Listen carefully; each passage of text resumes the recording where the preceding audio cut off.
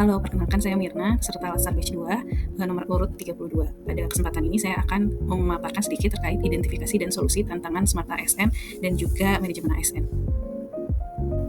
Berdasarkan hasil observasi dan juga diskusi dengan rekan-rekan di unit kerja penempatan saya mengangkat 3 isu. Yang pertama adalah integrasi sistem informasi dan data internal bidang yang belum optimal. Kemudian yang kedua, adanya resistensi terhadap perubahan dalam penerapan digitalisasi. Dan yang ketiga, pengembangan teknologi dan digitalisasi yang belum menjadi prioritas utama. Baik, isu yang pertama adalah integrasi sistem informasi dan data internal bidang yang belum optimal. Dari hasil observasi saya, ada beberapa data dan sistem informasi yang belum terintegrasi dengan baik, yaitu ada data perizinan pemanfaatan air khususnya di bidang operasi dan pemeliharaan, kemudian ada data perencanaan juga, serta data administratif lainnya yang belum tersimpan dan terintegrasi dengan baik. Hal ini akan menghambat proses pengolahan data, pertukaran data, hingga ke proses pengambilan keputusan. Dampak lebih lanjut yaitu kesulitan koordinasi antar bidang hingga ke unit kerja karena data yang dibutuhkan tidak mudah diakses oleh semua pihak, dan ketidakkonsistenan data dan double entry yang dapat menambah pekerjaan administratif. Keterkaitan dengan smart governance adalah isu ini akan menghambat transparansi dan pengambilan keputusan berbasis data karena data yang tersebar dan tidak terintegrasi dengan baik. Kemudian kaitan dengan manajemen ASN, ini akan mengganggu penilaian kinerja ASN yang berbasis data yang akurat dan dapat menghambat proses pengembangan karir ASN. Isu yang kedua adalah adanya resistensi terhadap perubahan dalam penerapan digitalisasi. Beberapa ASN mungkin resisten terhadap perubahan dan lebih nyaman dengan cara kerja yang lama, bahkan menganggap teknologi sebagai hambatan atau beban tambahan.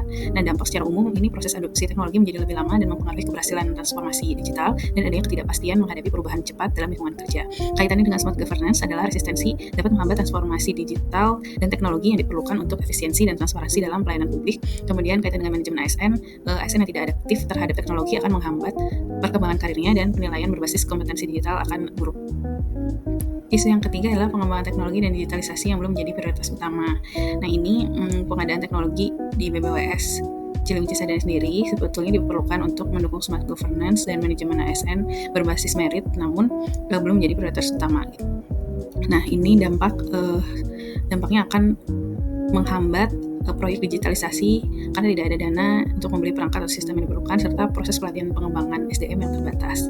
Kaitan dengan smart governance adalah tanpa prioritas pada teknologi, digitalisasi layanan publik tidak akan optimal, mengurangi efisiensi dan aksesibilitas. Kemudian kaitan dengan manajemen ASN adalah kurangnya investasi dalam teknologi, menghambat evaluasi kinerja dan pengembangan dalam merit system yang berbasis data.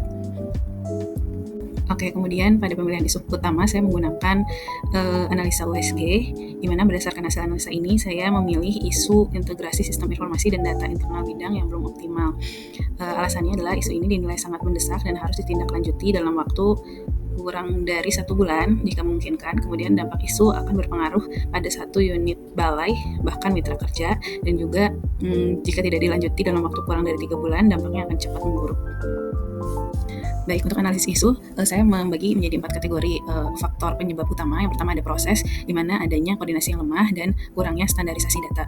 Kemudian teknologi, di mana ada keterbatasan tools untuk berbagi data dan adanya kompleksitas sistem yang ada. Kemudian sumber daya, di mana ada kurangnya pelatihan sumber daya manusia dan keterbatasan anggaran atau skala prioritas. Kemudian ada juga regulasi atau SOP, di mana regulasi yang ada tidak mendukung integrasi dan belum adanya SOP yang jelas untuk mendukung integrasi data dan sistem informasi. Selanjutnya adalah rekomendasi solusi yang bisa saya tawarkan. Pertama adalah perbaikan proses di internal, di mana bisa dilakukan pengolahan data yang terpusat melalui 1 pintu, kemudian implementasi sistem digital dalam pengolahan data dan pelaporan, kemudian meningkatkan koordinasi antar stakeholder, dan standarisasi data untuk menetapkan format data yang baku dan memudahkan pengolahan data. Kemudian ada peningkatan sumber daya manusia yang memerlukan pelatihan dalam pengembangan SDM, kemudian mengalokasikan anggaran khusus untuk pengadaan perangkat dan pelatihan teknologi. Selain itu, mengajukan proposal kerjasama dengan swasta untuk mendapatkan dana tambahan guna mendukung transformasi digital.